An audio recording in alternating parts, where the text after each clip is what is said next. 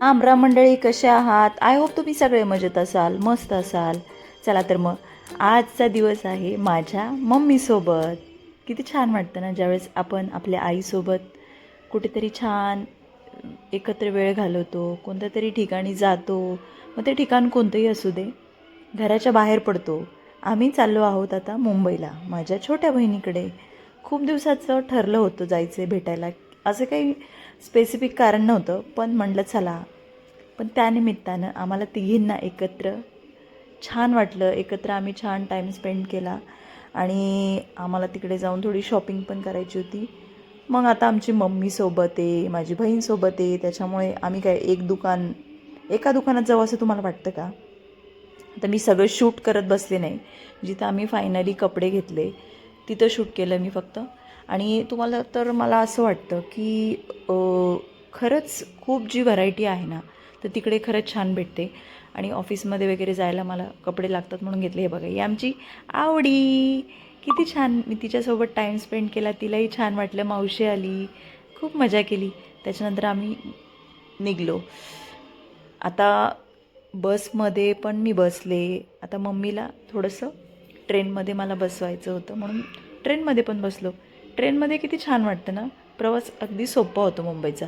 किती पण अंतर असू दे किंवा कितीही लांब जायचं असू दे, ट्रेनमध्ये अगदी वेळ वाचतो आणि छान वाटतं. गर्दी पण नसते. म्हणजे नवी मुंबईच्या साईडला तरी गर्दी नसते. त्याच्यामुळे फिरायला खरंच मजा वाटली.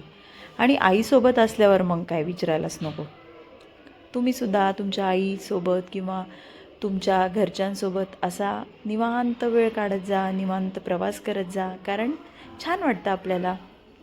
थोडंसं बाहेर गेल्यानंतर एकमेकांना वेळ दिला की थोड्याशा ज्या काही गप्पा टप्पा सगळ्या मनातून निघून जातात, बाहेर पडतात आणि थोडं रिलॅक्स होतो. खरं तर आईसोबत आधी सुरुवातीला लग्नाआधी कधी तिला वेळच नसायचा. घरी दुकान असल्यामुळे आम्ही असं छान गप्पा मारतो आहे किंवा बसलो आहे, असं कधी झालंच नाही. आता वेळ मिळतो आहे तर मग छान वाटतं, फिरायचं, मजा करायची. सकाळी बहिणीकडे एक दिवस राहून आम्ही पुन्हा पुण्याच्या दिशेने निघलो. थोडीशी ट्रॅफिक लागली, 6 वाजता निघलो होतो आम्ही, पण ठीक आहे म्हणलं चला. लोणावळ्याला जाम थंडी होती, थोडंसं ट्रॅफिक होतं, पण त्यातून मी काय व्हिडिओ करणार नाही असं होईल का? मला तर नवीन स्पॉट, नवीन जागा म्हटल्यावरती मी चान्स मारतेच. तुम्हाला तर माहिती आहे. तुमच्यासाठी नवीन कॉन्टेंट शोधायचं म्हणजे काय खाऊची गोष्ट आहे का? सगळंच पाहायचं.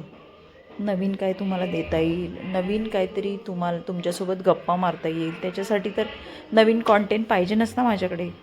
म्हणून म्हटलं चला बसल्या बसल्या व्हिडिओ करूया आणि तुमच्याशी छान छान अनुभव शेअर करूया.